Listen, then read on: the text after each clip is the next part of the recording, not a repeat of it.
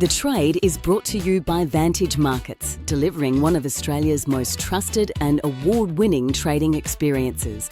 Explore smart trading at vantagemarkets.com.au.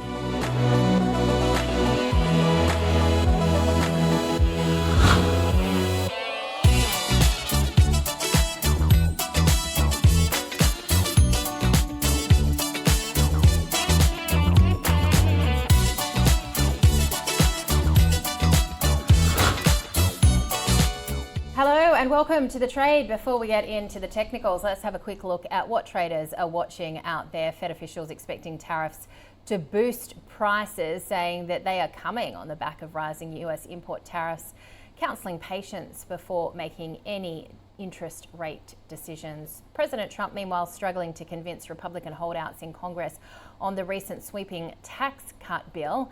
We've seen Japanese exports rise 2% in April from a year earlier, but shipments, of course, to the US falling. And CNN reporting that US intelligence suggests that Israel is preparing a strike on Iran's nuclear facilities. That has seen the oil price spike this morning. Let's get across the technicals, though. Move to another commodity. Our gold bug, Jonathan Takadina from MPC Markets, is here. All right, the gold price, Jonathan, which still remains pretty solid, versus how the miners have fared. Who's winning? At the moment, gold is still taking the lead, but what we're seeing is that the gold miners are starting to play catch up. So what I've done is I've brought in a few charts here. So the first chart is actually the performance of gold spot versus the miners, and that's just using the biggest ETF out there, which is the GDX.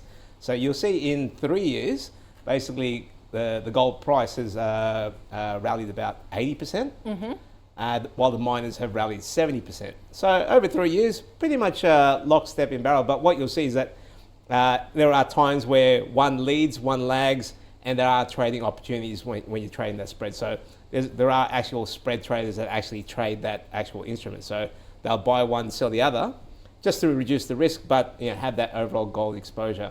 But what I want to highlight is that basically here in 2025, just for this calendar year, the miners have gone up 38%, while the spot gold's gone up 23%. So what's happened is that over the last 3 years, it's been pretty much a lockstep battle.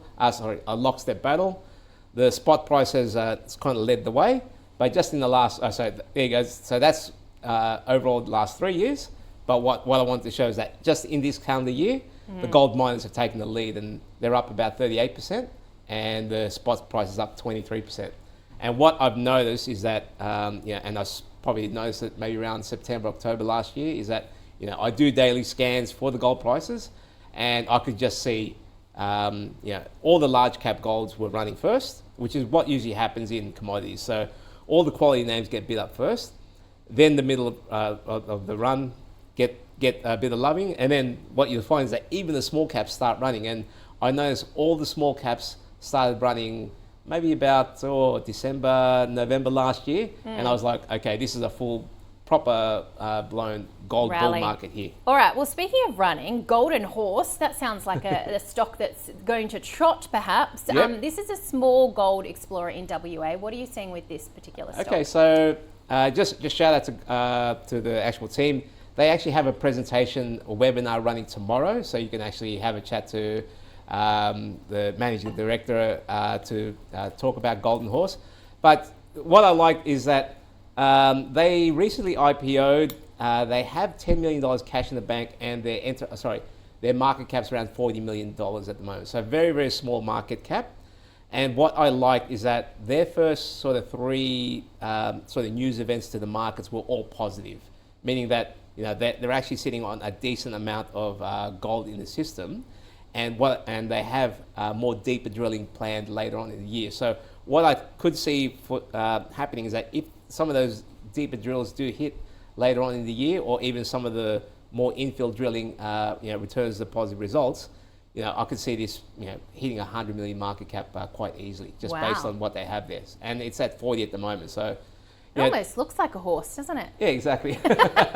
Well, but the thing is, so when I look for trades, I'm always thinking, okay, what can go wrong here? Now, it is an explorer, high risk, but the thing is, because they got 10 million cash in the bank, and the first three drill sort of hits have come in positive, I'm fairly certain that, I think that 40 million cap's kind of the lowest it should get from here. Yeah. And I see plenty more upside from here. Now, it's always good to be diversified. So Firefly has gold, but also copper. Yeah. So massive, it's a massive copper project. So we always talk about copper shortages around the world, and you can see it in the actual spot price itself. So this is a dual listed Canadian company. It's the Green Bay project in, I forget the region in Canada, but either way, it's a $550 million $537 million market cap at its prices. And what happened was they did some drilling in a new part of the actual ore body, and they found some great hits there. So what's happened is it jumped from maybe about the high 80s into the low 90s just on that result, and it's kept grinding higher. And the thing is, they've got 6 drill rigs, I think 7 now, on site. So there'll be constant news flow. And what we should see is that, I think the bottom's in on Firefly. Because if you've seen, if you've followed Firefly over the years, it's gotten as high as, I think from memory, in the $3 range. And it's trading at 90 cents now. So plenty more upside from here. And, they've got a lot of drill rigs on site, a lot of news flow to come. So I think the bottom's in on Firefly. Now, Jonathan, I always remember it was you that told me about Gold Road Resources when I first came back from overseas, hadn't heard of it. It looks like the Treasurer has given the go-ahead now for this takeover. So what do we expect here? Has it kind of rallied as much as it could have? So whenever I'm looking at a new trade, I'm thinking, what's the risk here? Yeah. And that's the main problem with Gold Road. Like if you're in it and you've ridden the wave higher, fantastic.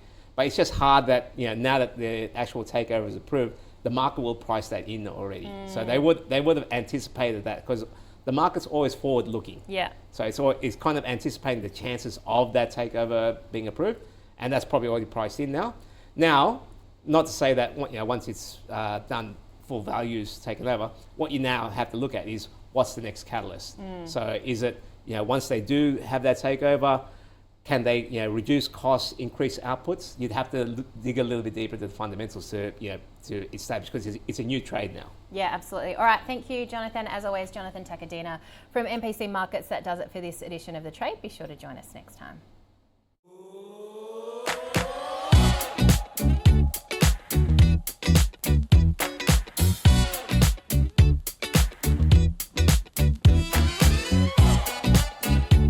The Trade was brought to you by Vantage Markets, delivering one of Australia's most trusted and award-winning trading experiences. Explore smart trading at vantagemarkets.com.au.